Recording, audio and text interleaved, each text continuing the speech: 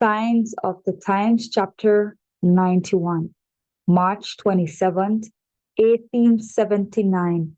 The great controversy between Christ and his angels and Satan and his angels. Chapter 10, Abraham, by Mrs. E.G. White. The Lord selected Abraham to carry out his will. He was directed to leave his idolatrous nation and separate from his kindred. The Lord had revealed himself to Abraham in his youth and given understanding and preserved him from idolatry. He designed to make him an example of faithful and true devotion for his people who should afterward live upon the earth. His character was marked for integrity, generosity, and hospitality. He commanded respect as a mighty prince among the people. His reverence and love for God and his strict obedience in performing his will gained for him the respect of his servants and neighbors. His godly example and righteous course, united with his faithful instructions to his servants and all his household, led them also to fear, love, and reverence the God of Abraham. The Lord appeared to Abraham and promised him that his seed should be like the stars of heaven for number. He also made known to him through the figure of the horror of great darkness which came upon him, the long servile bondage of his descendants in Egypt. In the beginning, God gave to Adam one wife, thus showing his order. He never designed that man should have a plurality of wives. Lamech was the first who departed in this respect from God's wise arrangement. He had two wives, which created discord in his family. The envy and jealousy of both made Lamech unhappy. When men began to multiply upon the face of the earth, and daughters were born unto them, they took them wives of all whom they chose. This was one of the great sins of the inhabitants of the whole world, which brought the wrath of God upon them. This custom was practiced afterward, after the flood, and became so common that even righteous men fell into practice and had a plurality of wives. Yet it was no less sin because they became corrupted and depart indistinct from God's order. The Lord said of Noah with his family, the Lord said of Noah, who with his family was saved in the ark, for thee have I seen righteous before me in this generation. Noah had but one wife, and in their united family discipline was blessed of God. Because Noah's sons were righteous, they were preserved in the ark with their father. God has not sanctioned polygamy in a single instance. It was contrary to his will. He knew that the happiness of man would be destroyed by it. Abraham's peace was greatly marred by his unhappy marriage with Hagar. After Abraham's separation from Lot, the Lord said to him, lift up now thine eyes and look from the place where thou art, northward and southward and eastward and westward. For all the land which thou seest, to thee will I give it, and to thy seed forever. And I will make thy seed as the dust of the earth, so that if any man can number the dust of the earth, then shall thy seed also be numbered. The word of the Lord came unto Abraham in a vision, saying, fear not, Abram, I am thy shield, and thy exceeding great reward. And Abram said, behold, to me thou hast given no seed, and lo, one born in my house is mine heir. As Abraham had no son, he at first thought that his trusty servant Eliezer should become his son by adoption and his heir. But God informed Abraham that his servant should not be his son, and his heir, but that he should really have a son. And he brought him forth abroad and said, Look now toward the heaven, and tell me the stars, if thou be able to number them. And he said unto him, So shall thy seed be. If Abraham and Sarah had waited in confiding faith for the fulfillment of the promise that they should have a son, much unhappiness would have been avoided. They believed that it would be just as God had promised, but could not believe that Sarah, in her old age, would have a son. Sarah suggested a plan whereby she thought the promise of God could be fulfilled. She entreated Abraham to take Hagar as his wife. In this, they both lacked faith and a perfect trust in the power of God. By yielding to the advice of Sarah and taking Hagar as his wife, Abraham failed to endure the test of his faith in God's unlimited power and brought upon himself and upon Sarah much unhappiness. The Lord intended to prove the faith of Abraham and his reliance upon the promises which he had made with him. Hagar was proud and boastful and carried herself haughtily before Sarah. She flattered herself that she was to be the mother of the great nation which God had promised to make of Abraham. And Abraham was compelled to listen to the complaints from Sarah in regard to the conduct of Hagar, charging him with wrong in the matter. Abraham is grieved and tells Sarah that Hagar is his servant and she can have the control of her. But he refuses to send her away, for she is to be the mother of his child, to whom he thinks the promise is to be fulfilled. He informed Sarah that he would not have Hagar for his wife if it had not been her special request. Abraham was also compelled to listen to Hagar's complaints of abuse from Sarah. And Abraham, in his perplexity, if he seeks to redress the wrongs of Hagar, he increases the jealousy and the unhappiness of Sarah. His first and much loved wife, Hagar, fled from the face of Sarah. An angel of God meets her and comforts her and also reproves her from her haughty conduct, in bidding her to return to her mistress and submit herself unto her hands.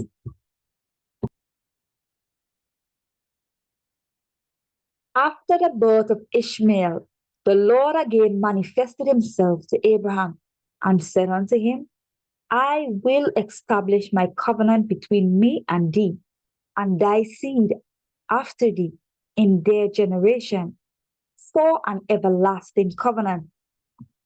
Again, the Lord repeated by his angel his promise to give Sarah a son, and that should be a mother. She should be a mother of many nations. Abraham did not yet understand the promise of God. His mind immediately rested upon Ishmael, as though through him would come the many nations promise. And he explained in his affection for his son, Oh, that Ishmael might live before thee. Again, the promise is more definitely repeated to Abraham. Sarah, thy wife, shall bear thee a son indeed, and thou shalt call his name Isaac, and I will establish my covenant with him for an everlasting covenant, and with his seed after him. Angels are sent to Abraham on their way to destroy Sodom, and they more distinctly repeat the promise that Sarah shall have a son.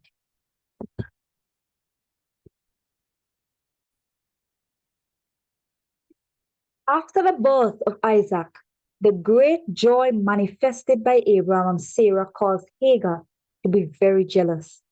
Ishmael had been instructed by his mother that he was to be especially blessed of God as the son of Abraham and to be heir to that which was promised to his father. Ishmael partook of his mother's feelings and was angry because of the joy manifested at the birth of Isaac. He despised Isaac because he thought that he was preferred before him. Sarah saw the disposition manifested by Ishmael against her son Isaac, and she was greatly moved. She related to Abraham the disrespectful conduct of Ishmael to her and to her son, and said to him, "Cast out this bondwoman and her son, for the son of this bondwoman shall not be heir with my son, even with Isaac."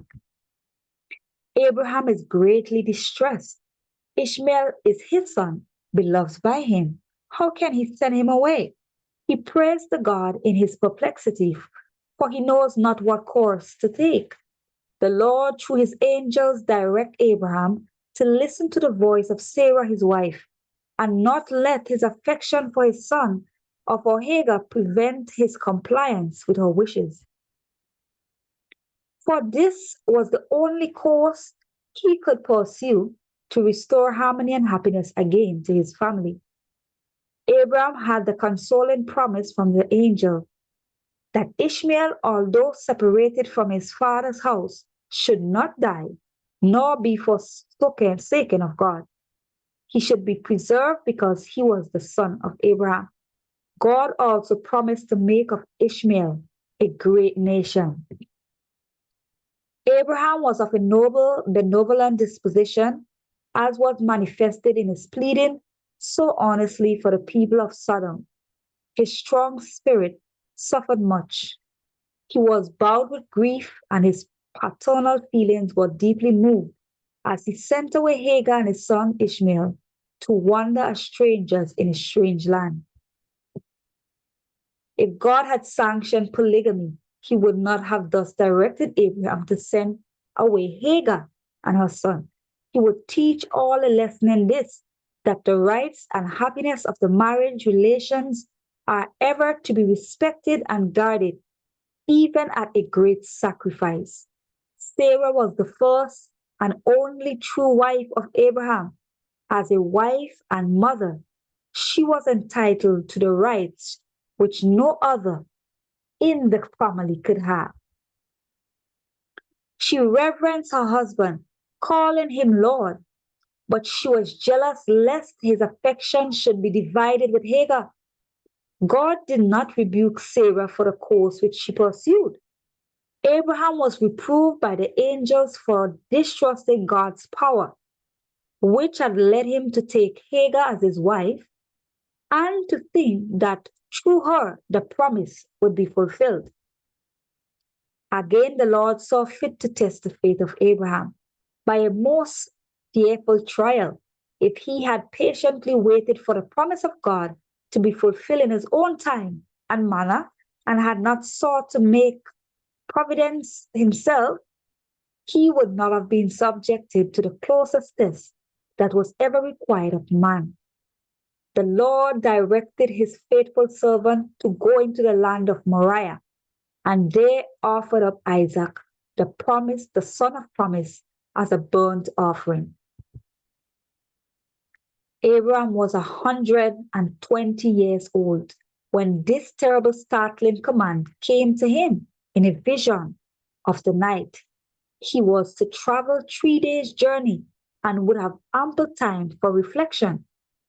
50 years previous, at the divine command, he had left father and mother, relatives and friends, and had become a pilgrim and a stranger in a land not his own.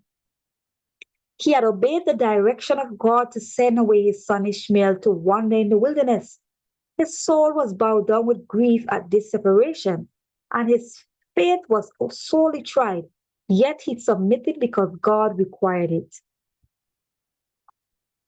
But not a trial was before him which caused all other affliction to appear insignificant. The words of the command were calculated to stir his soul to the depth. Take now thy son, thine only son Isaac, whom thou lovest, and get thee into the land of Moriah, and offer him there for burnt offering upon one of the mountains which I will tell thee of. Over and over again did the grief-stricken father explain, "Oh, my son, my son, Would to God my life could be accepted in the place of thine. Then should my light not go out in darkness. Abraham arose before day, and as he looked upon the starry heaven, he called to mind the promise which God had made to him 50 years before. Look now toward the heaven and tell the stars if thou be able to number them. And he said unto him, so shall thy seed be. And now the same voice had commanded him to slay his only son, through whom the promise was to be fulfilled. Abraham was tempted to believe that after all, this might be a delusion. Stricken with grief, he bowed down before God and he prayed as never before for a confirmation of this strange command, for greater light if he must perform this terrible duty. He remembered the angels said to him of God's purpose to destroy Sodom and those who bore to him the promise that he should have this son, the same son, Isaac. He walked forth where he had several times met the heavenly angels, hoping to meet them again and receive some special direction from them. But he gained no light. Darkness seemed so to close about him. Day was approaching, and he must be on his journey before light.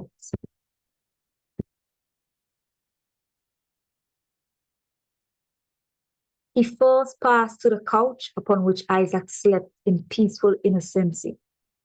He was the joy of his heart, the comfort of his old age. Abraham's lips quivered. He turned quickly and looked upon Sarah, who also quietly slept. He knew that Isaac was her pride, that her heart was entwined with his. Should he awake her, that she might look upon her son for the last time? Should he tell her the requirements of God? He knew that he himself had strength of faith and confided in God. He did not know the strength of Sarah's faith, but he did know the strength of her love for Isaac. He passed from one sleeper to the other, undecided in regard to the wisest course to pursue. He finally awakened Isaac and informed him that he was commanded of God to offer sacrifice upon a distant mountain and that he must accompany him. He called his servants and made every necessary preparation for his journey. If he could have unburdened his mind to Sarah, and they together have borne the suffering and responsibility, it might have brought him some relief. But he decided that this would not do, for her heart was bound up in her son, and she might hinder him. Abraham went forth on his journey, with Satan by his side to suggest unbelief and impossibility. While walking by the side of Abraham, the patriarch could not engage in conversation as usual. While walking by the side of Isaac, the patriarch could not engage in conversation as usual, for a deep sorrow was concealed in his own breast. The night approaches, the longest day Abraham ever experienced has come to a close. He saw his beloved son Isaac and the servants locked in slumber, but he could not sleep.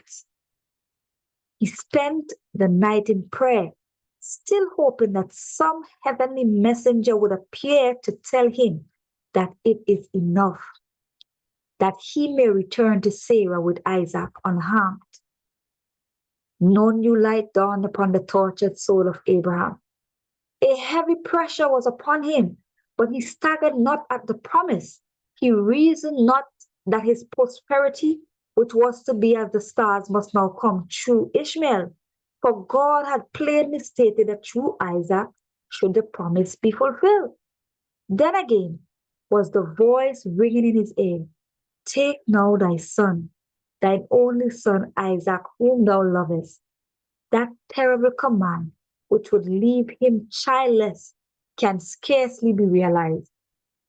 He rises early to continue his toilsome journey.